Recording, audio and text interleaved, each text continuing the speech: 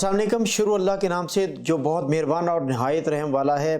आज की वीडियो में बहुत हॉरिबल ख़बरें हैं मेरे पास और मैं चाहूँगा कि पाकिस्तानियों के साथ मैं शेयर करूँ। और ये जो कर्बनाक ख़बरें यहाँ से उठ रही हैं पाकिस्तानियों के लिए ख़ास तौर पर, और वो तफसीलात आपको दूंगा जो हॉरिबल यहाँ वाक़यात हुए। और उसके बाद मैं आपको बताऊंगा कि ये एक पैनिक है बहुत ज़्यादा कि जनाब एक्सपर्ट रिपोर्ट जो है उसका क्राइटेरिया गवर्नमेंट ने बदल दिया है, और जो प्रॉपर्टी एजेंट हैं, प्रॉपर्टी डीलर्स हैं, वो पैगाम दे रहे हैं कि बहुत हॉरिबल काम हुआ है, बड़ा गंदा काम हुआ है और ये अनवांटेड काम हुआ है। लेकिन मैं समझता हूँ कि ये मैं आपको डिटेल बताऊँगा कि ये जो हुआ है एक्सपर्ट रिपोर्ट वाला, ये क्यों हुआ है और ये किसकी फेवर में हुआ, किसका भला होगा इससे। तो दो स्टोरीज हैं, तीन करप्शन के बड़े बड़े केसेस आए हुए हैं प्रॉपर्टी एजेंट्स और प्रॉपर्टी कंपनीज के मेरे पास, और वो भी मैं आपसे वन बाय वन शेयर करूंगा। उसकी तहकीकात पर लगा हुआ हूँ मैं, उसके पूरे एविडेंस कलेक्ट कर रहा हूँ कि ये फेक ना हो और या उसमें मुबालगा राई ना हो। आज की वीडियो में मैं आपसे एक तो छोटा सा वाक़या आपसे शेयर करना चाह रहा हूँ कि जेहलम से 9 अफराद जो है वो डंकी लगा के उन्होंने पहुंचने की कोशिश की इस्तांबुल में, और यहाँ पर वो ईरान के बॉर्डर पर कुर्दों के हाथ लगे। मुबैना तौर पर ये कहा जा रहा है, अभी ये कंफर्म नहीं हुआ कि वो कुर्दों ने अगवा किया है, और वो 9 के 9 अफराद अगवा हुए और उनको बहुत ज़्यादा तशद्दुद का निशाना बनाया गया। उनकी तशद्दुद पर मबनी वीडियो जो है वो उनके वारसेन जो है, उनके लवाहिकीन जो है, उनके कॉन्टैक्ट नंबर मांग के उनको व्हाट्सएप की गई और उनसे 18 लाख रुपए का मुतालबा किया गया। अब ये जो खबर है ये इंतहाई अफसोसनाक दो लिहाज से है। एक तो ये कि वो अफराद जो बेचारे 3-3, 4-4 लाख रुपया देकर जो इंसानी स्मगलर हैं उनके हत्थे चढ़ जाते हैं, और वो उनको बजरिया ईरान, अज़रबैजान और शाम और इराक और इस तरह के रास्तों से वो उन्हें ट्रैवल करवा के इंतहाई ज़िंदगी और मौत की कश्मकश में से गुजार के मौत के मुंह से अगर निकल के वो यहाँ पहुँच भी जाते तो यहाँ और बहुत सारे इम्तहानात उनके सामने खड़े होते, और वो यहाँ पर सर्वाइवल की जंग जो है वो फिर किस तरह लड़ते हैं इसकी तफसीलात भी मैं आपको गाहे बगाहे दूंगा। अभी सरेदस्त जेहलम से वाबस्ता उन 9 फैमिलीज़ जो है उनका कोई पुरसाने हाल नहीं है। एक तो उन्होंने 3-3, 4-4 लाख रुपया जो इंसानी स्मगलर्स हैं उनको दिया, और अपने जिगर गोछे जो हैं, अपने जवान बच्चे जो हैं वो उनके स्पुर्द कर दिए, अल्लाह के स्पुर्द करते हुए उनके स्पुर्द कर दिए कि वो अगर ज़िंदा पहुंच गए तो वो यूरोप तक रसाई हासिल कर लेंगे, और अगर ना पहुंच सके तो वो अल्लाह के स्पुर्द, वो जैसे उनकी तकदीर लिखी हुई। ये जो इंतहाई अफसोसनाक सोच है कि अपने जवान बच्चों को सिर्फ इसलिए इंसानी स्मगलर्स के हवाले कर दें कि एक ताबनाक एक रोशन मुस्तकबिल के लिए वो एक मौत के मुंह से निकल के वो यहाँ पहुँचे और यहाँ से वो तुर्की से आगे यूरोप में निकलने की कोशिश करें, बल्गेरिया, इटली, फ्रांस, जर्मनी, जिधर भी वो जाना चाहते हैं। अब मैं आपसे 2 पहलू, मैंने कहा था इस पहलू की मैं तफसीलात आपसे डिस्कस कर लूँ कि होता क्या है। होता ये है कि वो ख्वाब तो लेके आते हैं, लेकिन यहाँ या तो पीछे मौत के मुंह में चले जाते हैं, या यहाँ से जब वो समंदर के रास्ते बल्गेरिया या ग्रीस जाते हैं तो वहाँ भी मौत उनका इंतज़ार कर रही होती है,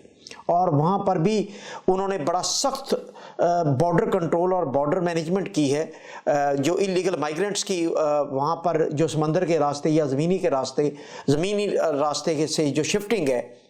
वो अब तकरीबन नामुमकिन है। पिछले 1.5-2 साल से मैंने देखा है कि जितना भी पीछे से डंकी लगा के अफराद यहाँ आ रहे हैं, पहुँच रहे हैं, उनमें से 95% इस्तांबुल में पाइलअप हो रहे हैं और वो आगे नहीं जा पा रहे। और जब वो आगे नहीं जा पा रहे इस्तांबुल में, अगर आपके पास वर्क परमिट नहीं है, आपके पास लैंग्वेज बैरियर है बड़ा, आप इलीगल हैं, आप छुप छुप के ज़िंदगी गुजार रहे हैं, आपके पास कोई डॉक्यूमेंट्री प्रूफ नहीं है आपका यहाँ पर पहुँचने का, कोई वीज़ा नहीं है, तो आपको यहाँ पर नौकरी मिलना आसान नहीं है। और नौकरी अगर आप करेंगे भी तो आप इतनी अंडरवेज नौकरी करते हैं कि आपको कुछ भी हासिल नहीं होता। आपको यहाँ पर जो महीना आपका अपना महीना गुजारना जो है ना वो बहुत मुश्किल हो जाता है, और वो महीना आप गुजारते हैं तो पीछे जो आप सुहाने ख्वाब दिखा के आए होते हैं کہ میں یورپ جا رہا ہوں، میں آپ کی جناب زندگی بدل دوں گا، گاؤں میں آپ کا چھوٹا سا کچا گھر جو محل میں تبدیل ہو جائے گا، خدا کے لیے اس سوچ کو بدلیں اور اپنے پیاروں کو، اپنے جوان اولاد کو ان موت کے صداقروں کے سپرد نہ کریں۔ اب اسی میں دوسرا پہلو جو ہے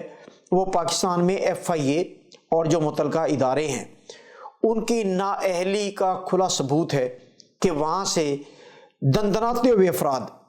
انسانی سمگلر جو ہے وہ جوان بچوں کو وہاں سے کیری کرتے ہیں اور وہاں سے انہیں سونے خواب دکھا کے 2-2 3-3 4-4 لاکھ اینٹتے ہیں، اور وہ جو راستے میں فوت ہو جاتے ہیں ان کی پتہ نہیں انہیں قبر بھی نصیب ہوتی یا نہیں ہوتی، جو یہاں پہنچ جاتے ہیں وہ بھی زندگی اور موت کی کشمکش میں رہتے ہیں اور یہاں سے واپس جانے کے لیے ان کے پاس پیسے نہیں ہوتے۔ پیچھے بھیجنا تو بڑے دور کی بات ہے، درکنار ہے، یہاں سے واپسی اور کھانے پینے کے لیے ان کے پاس پیسے نہیں ہوتے۔ اس کی میں آپ کو زندہ مثال دیتا ہوں کہ لاسٹ منتھ ہماری جو کونسلیٹ ہے ٹرکی میں پاکستان کی، اس نے ایک یہاں پر فیسیلیٹیٹ کرنے کے لیے ایک انہوں نے پیغام دیا کہ جو انلیگل مائیگرنٹ ہیں، جو غیر قانونی طور پر یہاں پر آئے ہیں اور ان کے پاس واپس جانے کے لیے پیسے نہیں ہیں اور نہ یہاں ان کا کوئی گزر اوقات ہو رہا ہے، اور وہ اگر واپس جانا چاہتے ہیں تو حکومت پاکستان یعنی ایمبیسی کے ذریعے، کونسلیٹ جنرل کے ذریعے وہ انہیں واپس بھیجنے کے لیے ان کے انتظامات کر سکتے ہیں۔ اور اس جو یہ نیوز تھی اس پر ہماری جو استنبول کا جو کونسلیٹ جنرل ہے ان کو 1800 اپلیکیشن موصول ہوئی ہیں، 1800 اپلیکیشنز، اور ان 1800 اپلیکیشنز میں سب کے سب انہوں نے جو درخواست کی ہے انہوں نے کہا کہ ہمارے پاس یہاں رہنے کے لیے، گزارا کرنے کے لیے بھی، زندگی گزارنے کے لیے اور زندہ رہنے کے لیے بھی پیسے نہیں ہیں اور واپس جانے کے لیے بھی پیسے نہیں، لہٰذا مہربانی کریں ہمیں واپس پاکستان کسی طریقے سے سرکاری خرچے پر پہنچا دیں۔ اور یہ ابھی تک 1800 ہے اور میرے خیال میں یہ 5-6 ہزار سے کراس کر جائے گی، یہ اپلیکیشن بڑھتی جا رہی ہیں۔ اس کا جو دوسرا پہلو میں آپ سے ڈسکس کرنا چاہ رہا ہوں وہ فرسٹریشن ہے جو وہ مینٹلی لے کے آتے ہیں، وہ پیچھے سہانے خواب دکھا کے جب یہاں پہنچتے ہیں یہاں ان کا کوئی پرسان حال نہیں ہوتا۔ ابھی حالیہ ایک واقعہ ہوا کہ 4 پاکستانی وہ کیوچک چیک میں جے میں رہتے تھے اور وہاں پر 3 پاکستانیوں نے ایک پاکستانی کا گلا کاٹ دیا، یعنی چاقو کے وار سے تینوں نے اس کا گلا اس کے تن سے جدا کر دیا،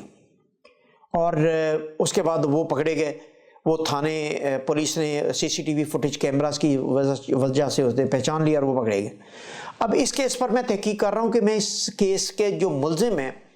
ان کے اور جو موقع کے گواہ ہیں ان کے آپ کو پورے وہ بیانات سنواؤں۔ اس پر بھی میں مفصل ویڈیو بنانے جا رہا ہوں کہ آپ کو پتہ چلے کہ یہ قتل ہوا کیوں۔ بادیوں نظر میں اس قتل کی 2 مین وجوہات سامنے آئی ہیں۔ الزام تو ڈیفرنٹ ہے لیکن الزام تو ظاہر ہے قتل کرنے والا کوئی نہ کوئی جواز کریٹ کرتا ہے، لیکن ابھی تک کی اطلاعات کے مطابق 2 مین وجوہات تھیں۔ ایک یہ کہ جو قتل ہونے والا ذیشان ہے وہ انسانی سمگلر تھا، وہ لوگوں کو یہاں غیر ملکیوں کو یورپ میں پہنچانے کے اہتمام کرتا تھا۔ نمبر 2، ایک تو یہ اس کا شاخسانہ ہے کہ اس نے ظاہر پیسے لیے ہوں گے، وعدے کیے ہوں گے لوگوں سے آگے پہنچانے کے لیے، پیچھے سے فیملی پریشر ہوتا ہے کہ آپ یورپ پہنچ گئے اب ہمیں خوشحال کرو، تو وہ اس فرسٹریشن میں وہ کیونکہ جا نہیں پا رہے تھے تو انہوں نے اس کے گلے کاٹ دیے، ایک ریزن۔ دوسری ریزن یہ ہے کہ جب یہاں پر لوگ پہنچتے ہیں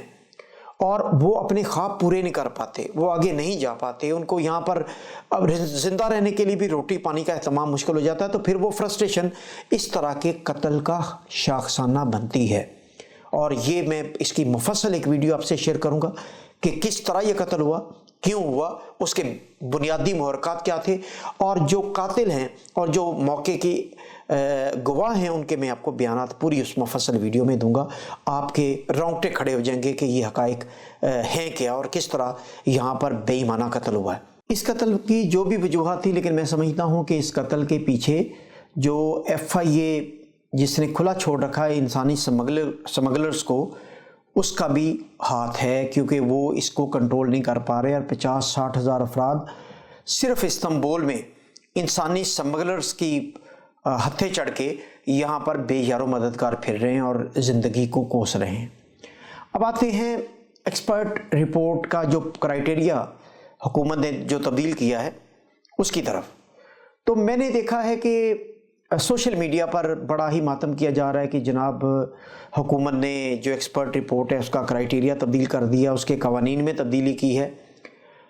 तो बेसिकली मैं कहता हूँ कि दुनिया में कहीं भी जब कानून साजी होती है या कानून में तब्दीली होती है, वो बेसिकली मुल्ज़मान या मुजरमों के लिए होती है। वो अवाम को मुल्ज़मों से बचाने के लिए या जुर्म को रोकने के लिए होती। तो जो एक्सपर्ट रिपोर्ट की कानून साजी हुई है अभी लेटेस्ट,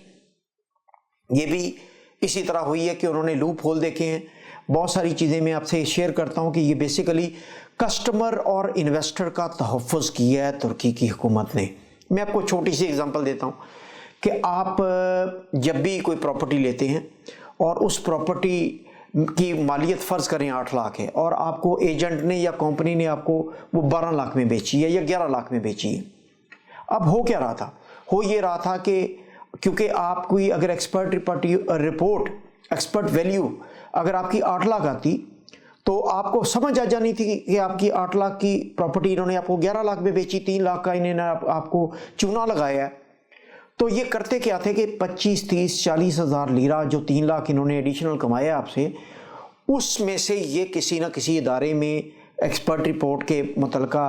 आदमी को ये दे के आपकी जाली तरीके से एक्सपर्ट रिपोर्ट 11 लाख की करवा लेते थे। और ये जालसाजी थी।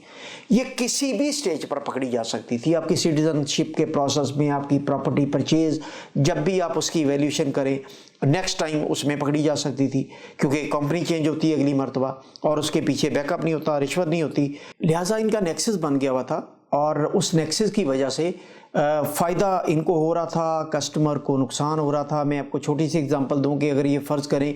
30-40 हज़ार आपके 3 लाख जो इन्होंने ज़ायद आपसे कमाए उन पैसे में से ये 30-40 हज़ार लगा के आपको एक्सपर्ट रिपोर्ट अपनी मर्ज़ी की कंपनी से बेहतर ले देते या उसके साथ मिली भगत के साथ आपको सेम मालियत की एक्सपर्ट रिपोर्ट ले देते,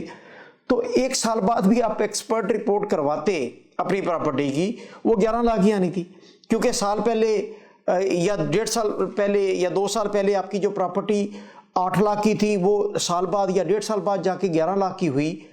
और ये भी मुमकिन है कि साल बाद आप रिपोर्ट करवाते तो वो 9.5 लाख की आ जाती या वो 10 लाख की आ जाती, कम आ जाती एक्सपर्ट रिपोर्ट। तो ये हुकूमत ने ये जो लूप होल है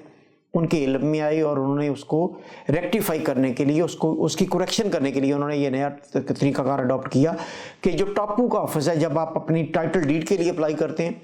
तो टापू ऑफिस डिसाइड करेगा कि कौन सा एक्सपर्ट रिपोर्ट का इदारा जो है वो आपकी एक्सपर्ट रिपोर्ट भेजेगा, और जब वो एक्सपर्ट रिपोर्ट भेजेंगे उसके बाद टापू बनेगा। तो ये बेसिकली तहफ़्फ़ुज़ किया है चोरों, लुटेरों से, फ्रॉडियों से कस्टमर और इन्वेस्टर का। इसमें पैनिक होने की ज़रूरत नहीं। ये कानून साजी हमेशा मुजरमों से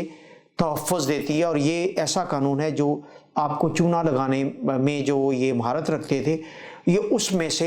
उसमें कुछ बल्कि बड़ी हद तक रेक्टिफाई होगा वो, और आपकी प्रॉपर्टी जो है जिस मालियत की है उसी मालियत में ही आपको एक्सपर्ट रिपोर्ट मिलेगी और उसी मालियत में ही आपका सौदा होगा। और अगर ये आपको चूना लगाएंगे, आपको ये एडिशनल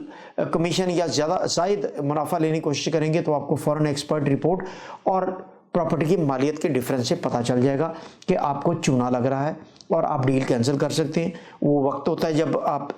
14 दिन में अपनी डील कैंसिल करके अपने पैसे वापस ले सकते हैं, जबकि ये एक्सपर्ट रिपोर्ट जो है टापू ऑफिस में 5-6 दिन में आ जाती है, 1 हफ्ते के अंदर अंदर आ जाती है। लिहाजा ये भी आपको एक फ़ायदा हुआ कि टापू पहले बनता था, एक्सपर्ट रिपोर्ट बाद में आती थी। अब आपको ये फ़ायदा है कि जब एक्सपर्ट रिपोर्ट आ जाए और वो आपके टापू की आपकी परचेज प्राइस से मैच नहीं कर रही तो आप डील कैंसिल कर सकते हैं। 14 दिन के अंदर अंदर आप अपना पैसा एडवांस जो दिया वो वापस क्लेम कर सकते हैं और उस पर आपको कोई कटौती, कोई चार्जेस नहीं पड़ेंगे। हुकूमत ने बेसिकली ये तोहफ़्फ़ुज़ दिया, इसलिए बिल्कुल इस पैनिक में ना आए कि ऐसी कानून साजी होगी है जो इन्वेस्टर्स या कस्टमर के लिए नुकसानदेह। ये बेसिकली ये फ्रॉडुलेंट जो डीलर हैं जो फ्रॉड के ज़रिए एक्सपर्ट वैल्यूज़ बढ़ा के आपको चूना लगाते थे, ज़्यादा कीमत चार्ज करते थे, उनका कला कमा करने के लिए ये कानून साजी बनी। बहुत शुक्रिया।